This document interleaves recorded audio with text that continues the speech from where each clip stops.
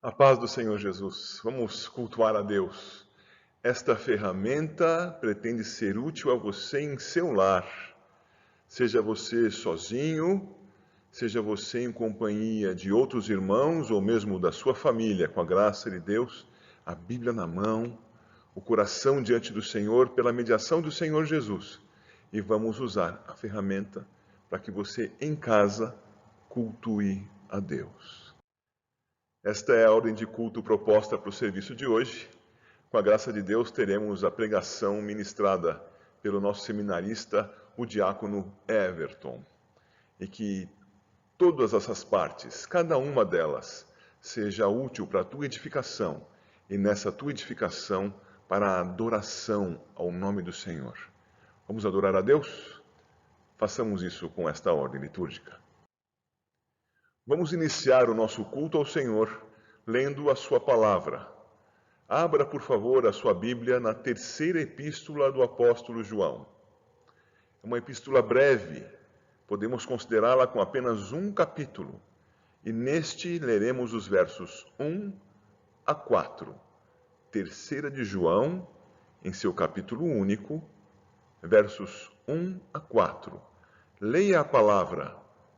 Pause o vídeo agora. O texto que nós lemos mostra o nosso irmão do passado, João, o presbítero, o apóstolo, aquele que seguia Cristo e que, por sua inspiração, escreveu textos tremendos e maravilhosos que nós temos aqui na Bíblia. E ele escrevendo a alguém amado seu, ao amado Gaio, desejando que ele fosse próspero e saudável, assim como ele já tinha sua alma próspera. Por quê? Porque ele já era um redimido em Cristo Jesus. Ele dizia também que estava feliz porque o testemunho dado a respeito de Gaio era bom. Gaio andava na verdade. Gaio andava no Evangelho. E então vem a palavra que chama a atenção e que eu vou ler agora, o verso 4.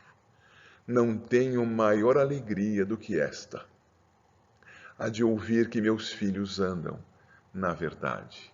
Pense nisso agora. Que você pense se você tem andado na verdade, andado no Evangelho.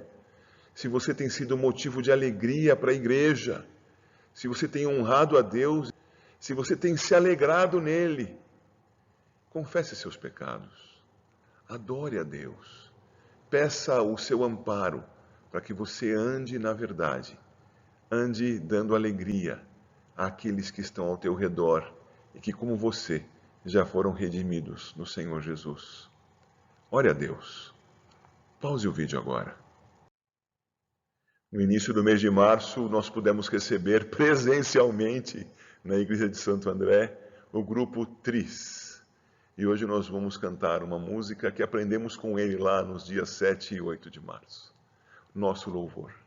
Vamos cantar junto com o Tris, adorando ao nosso Deus.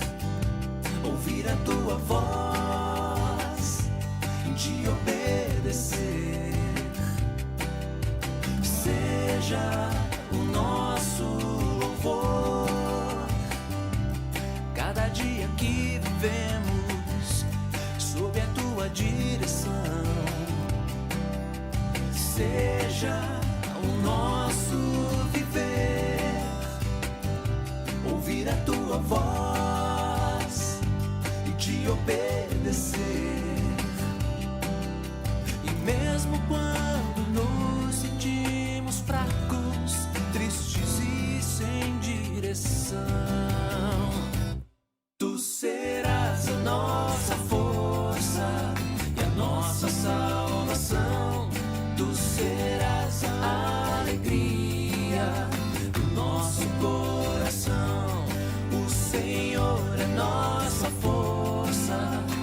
nossa salvação. Ele é a alegria do nosso coração. Oh, oh, oh, oh, oh, oh, oh, oh, oh. Seja o nosso louvor cada dia que vivemos sob a tua direção. Seja o nosso viver, ouvir a tua voz e te obedecer. E mesmo quando nos sentimos fracos, tristes e sem direção, tu serás a nossa força e a nossa salvação. Tu serás a alegria do nosso coração. O Senhor é nossa força e a nossa salvação. Ele é a alegria do nosso coração. Tu serás a nossa força e a nossa salvação.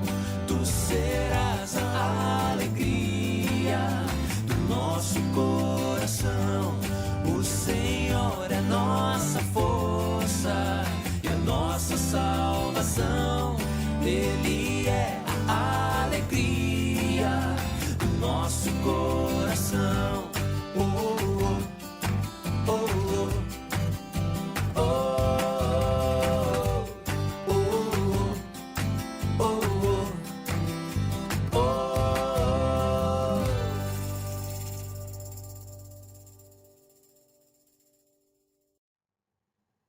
E agora vamos estudar a palavra de Deus.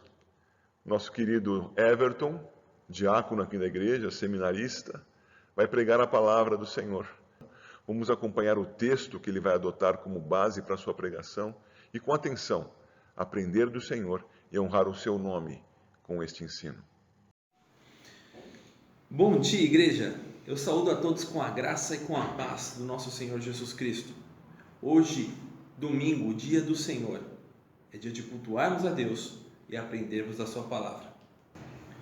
Queria convidar você, meu irmão, minha irmã, a pegar a sua Bíblia, sentar junto de sua família, se possível, e abrir na carta de Paulo aos Colossenses. Carta de Paulo aos Colossenses, no seu capítulo 1, eu lerei do verso 1 a 8, e eu peço que vocês me acompanhem. Paulo, apóstolo de Cristo Jesus, por vontade de Deus, e o irmão Timóteo, aos santos e fiéis irmãos em Cristo que se encontram em Colossos, graça e paz a vós outros, da parte de Deus, nosso Pai. Damos sempre graças a Deus, Pai de nosso Senhor Jesus Cristo, quando oramos por vós, desde que ouvimos da vossa fé em Cristo Jesus e do amor que tendes para com todos os santos, por causa da esperança que vos está preservada nos céus, da qual antes ouvistes pela palavra da verdade do Evangelho que chegou até vós. Como também em todo o mundo está produzindo fruto e crescendo. Tal acontece entre vós desde o dia em que ouvistes e entendestes a graça de Deus na verdade, segundo fostes instruídos por Epáfras, nosso amado conservo, e quanto a vós outros, fiel ministro de Cristo, o qual também nos relatou do vosso amor no Espírito. Só até aqui, meus irmãos. Essa carta é datada do ano 60 depois de Cristo. A sua autoria é do apóstolo Paulo. Ele assina no início da carta e vai assinar também no capítulo 4 como escrito de próprio punho em relação à ocasião. O que se sabe é que ele está preso. Essa é uma daquelas cartas em que é conhecida como cartas da prisão. O apóstolo estava preso, ele recebeu informações de alguém que aprendeu dele o conteúdo do Evangelho. Nós vamos ver, o seu nome é Epáfras. Ele diz isso no versículo 8, o qual também relatou o vosso amor no Espírito. Epáfras é quem faz essa comunicação ao apóstolo. Falando um pouco de Epáfras, É bem provável que ele tenha sido aluno do apóstolo quando ele esteve em Éfeso, por 2 anos ensinando na escola de Tirano. Nós podemos encontrar essa passagem em Atos, capítulo 19, versos 8 e 10. Por fim, qual é o propósito dessa carta? O propósito dela é falar a respeito da grandeza, da suficiência do Senhor Jesus Cristo. Que somente o Senhor Jesus é a causa da nossa salvação. E tudo isso porque estava sendo disseminado um ensino que pervertia o conteúdo do Evangelho, que acabava acrescendo coisas, como observâncias em dias, meses, luas, anjos, adoração a anjos, um tipo de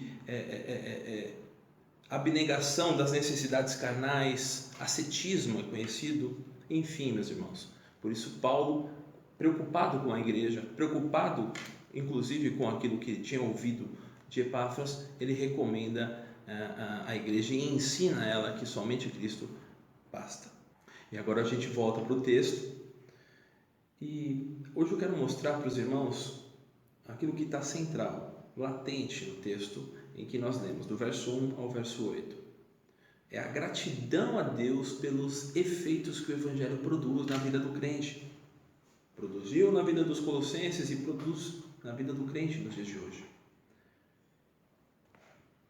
Isso está especialmente registrado do verso 3 ao verso 8. Mas vamos passar desde o início, fazer algumas considerações ponto a ponto. No início da carta, então, nós temos a apresentação. Paulo, apóstolo de Cristo Jesus, por vontade de Deus, e o irmão Timóteo, aos santos e fiéis irmãos em Cristo que se encontram em Colossos, graça e paz a vós outros, da parte de Deus, nosso Pai. Aqui a gente vê o apóstolo Paulo, Paulo trazendo o título de apóstolo, que normalmente ele faz uso, especialmente aqui para com essa igreja, como a gente aprendeu na introdução. Paulo não conhecia os irmãos de Colossos. Então ele faz o uso do título de apóstolo, até mesmo para lhe garantir autoridade. Ele ensinará a igreja ao que fazer e o que não fazer, para que não houvesse nenhum tipo de desconfiança. Quem é esse tal de Paulo? Apóstolo. Apóstolo de Cristo. De quem? De Cristo. Enviado de Cristo. Lembrando o seu significado. Por vontade não minha, não dele, por vontade do Deus eterno. E apresenta junto com ele Timóteo. E a direção vai para quem? Aos santos e fiéis irmãos em Cristo que se encontram em Colossos. Graça e paz a vós outros, da parte de Deus, o nosso Pai. Aqui, meus irmãos, embora ele não conhecesse a igreja de Colossos, embora ele não conhecesse os colossenses pessoalmente, ele os trata como santos e fiéis irmãos em Cristo. Lembrando que a santidade, ou a interpretação da palavra santo, neste caso, diz respeito a estar separado, a um povo que é separado para cumprimento da vontade de Deus. E os irmãos em Cristo diz respeito a todo aquele que crê em Cristo Jesus. Por isso, ele termina a saudação conhecida, graça e paz a vós outros, da parte de Deus, nosso Pai, não Pai dele, ou enfim, nosso Pai. Lembrando sempre de João, capítulo 1, verso 12, mas todos quantos o receberam, deu-lhes o poder de serem feitos filhos de Deus. Então, Paulo os trata como os tais, como filhos de Deus, como conservos de Deus. E aí a sequência das ações de graças, seguindo pelo versículo 3, então nós vemos: damos sempre graças a Deus, Pai de nosso Senhor Jesus Cristo, quando oramos por vós. Esse início, meus irmãos, mostra já a partir daquele ponto de contato que ele estabelece no verso 1 e no verso 2, as ações de graças que são feitas a Deus pelos colossenses no momento em que eles estão orando. É o mesmo que dizer: toda vez que eu oro, eu lembro de vocês e agradeço a Deus por tudo quanto eu estou sabendo. Se ele conhecesse a igreja, por tudo quanto eu recordo de vocês, mas no caso, por tudo que ele sabe dos irmãos de Colossos, pelos colossenses. E o que é que de fato ele sabe dos irmãos em Colossos. Vejamos, a partir do verso 4. Desde que ouvimos da vossa fé em Cristo Jesus e do amor que tendes para com todos os santos. A fé e o amor são dons de Deus. Por isso, as ações de graças. Paulo sabe que por causa de Deus, os colossenses fazem o que fazem. E aqui a expressão do amor ela é levada em conta porque existe um tratamento muito especial para com os da família da fé. Cumprimento de Gálatas 6,10. E partindo para o verso 5, por causa da esperança que vos está preservada nos céus, da qual antes ouvistes pela palavra da verdade do Evangelho que chegou até vós. Meus irmãos, a gente acaba entrando um pouquinho no trecho do verso 6, mas em suma, as ações que os colossenses faziam eram em função da consciência que eles tinham daquilo que eles receberiam na eternidade. Eles já tinham a consciência da sua salvação, da reconciliação com Deus a partir do entendimento e do aprendizado do Evangelho, da compreensão do Evangelho. É aquela tensão do já e ainda não. Eles já tinham consciência de que Cristo os salvou, de que Cristo os preservou de serem consumidos pela ira de Deus, de que Cristo levou sobre ele o pecado dos colossenses e de todos nós que cremos no Senhor Jesus. E por isso ele já havia preparado para os colossenses o tesouro, a eternidade.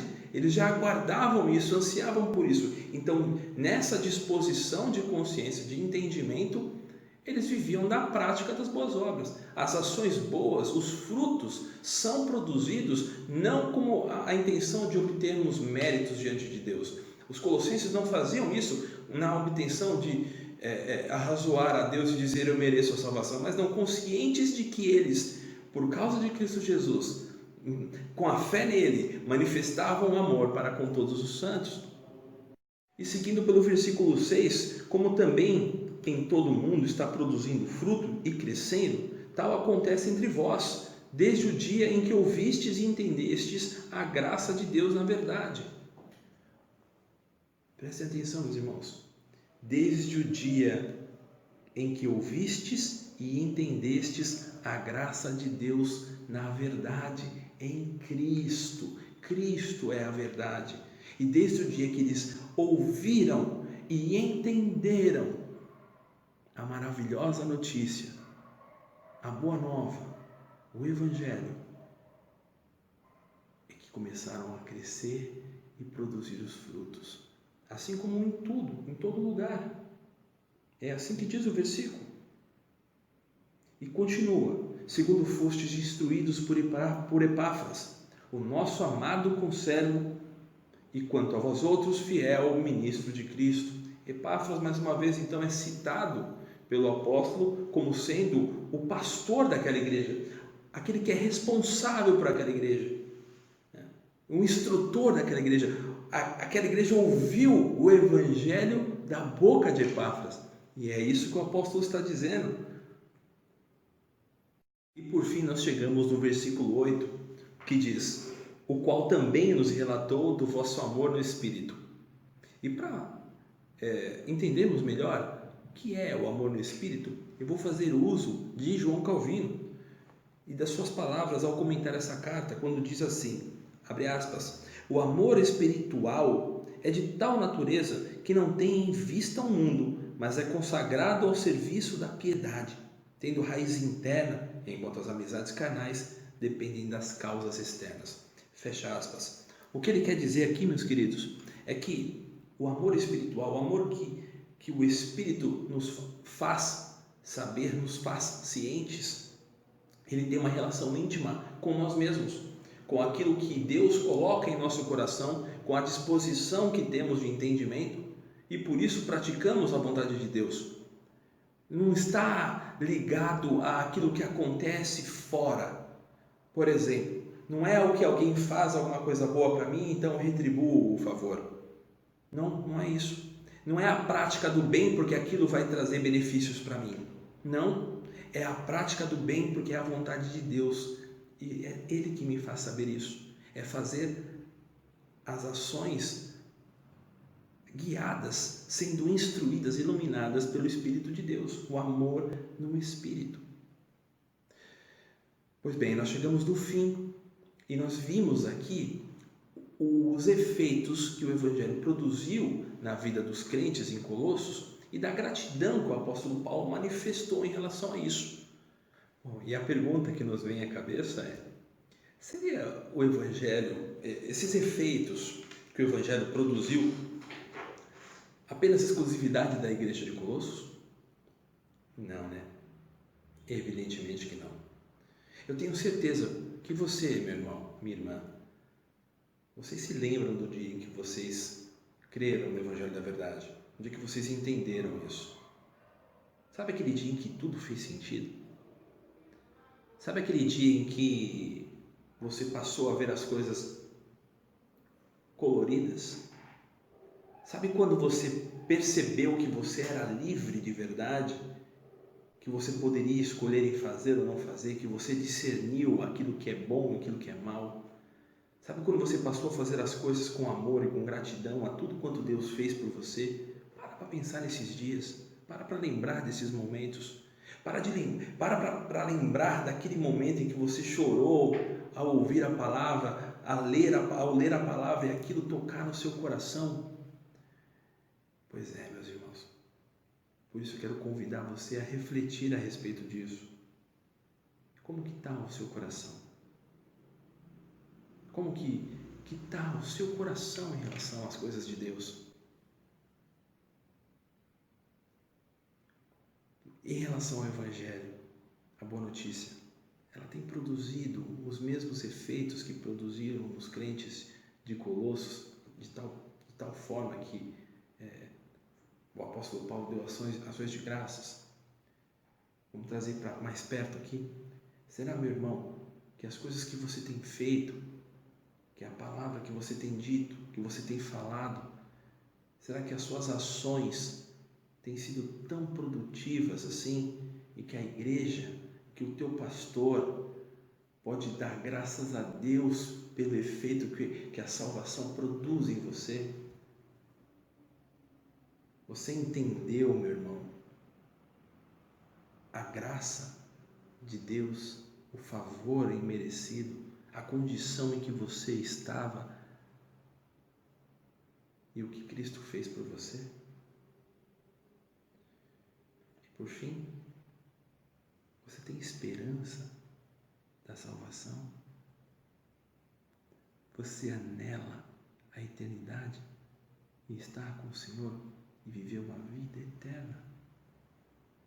É isso, meu irmão, que você pensa? É isso que você sente? Pois bem, meus irmãos, busquem a Deus, debrucem-se na palavra, leiam a epístola como um todo e vocês vão perceber que muita coisa ainda vai acontecer aqui. Eu espero, meus irmãos, que todo esse fruto, todo esse efeito que o Evangelho produziu aqui na vida dos crentes em Colossos, produza também na sua vida, hoje, aqui e agora, para que demos graças a Deus por isso, por tantas coisas boas que temos feito por causa dele. Que Deus te abençoe e te dê um ótimo domingo. Com o ensino da palavra em nossos corações, vamos parar um pouco e ouvir esse cântico que virá a seguir. Com o coral evangélico, ouçamos o Pai Nosso.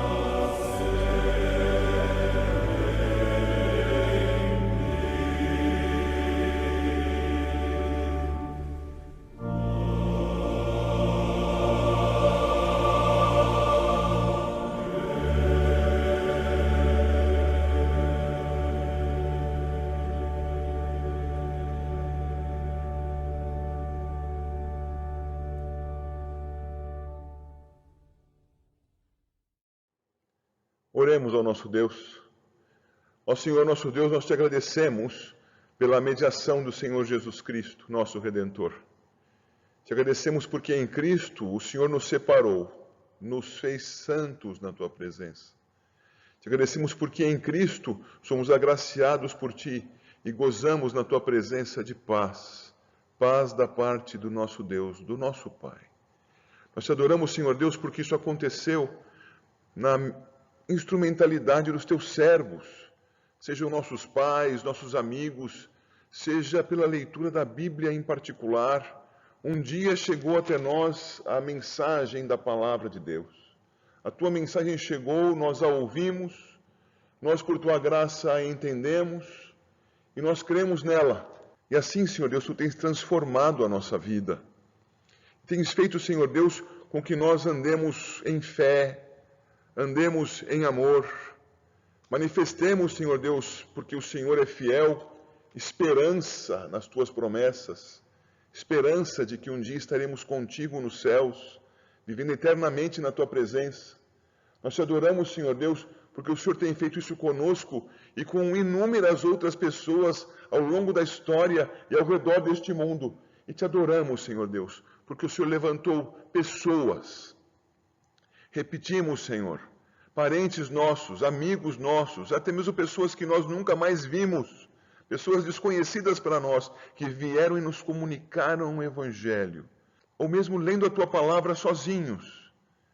E o Senhor nos moveu o coração e nos trouxe a vida verdadeira pela fé em Jesus Cristo. Nós te adoramos, nosso Deus, e pedimos-te que ainda nos fortaleças e nos faças caminhar em fidelidade na tua presença, na verdade, andar na verdade. Seja assim, Senhor, em nome de Jesus Cristo, nosso Redentor. Amém. E que a graça desse Senhor Jesus, o amor de Deus, o nosso Pai, e o consolo do Espírito, nosso capacitador, sejam sobre a Igreja, agora e para sempre. Amém.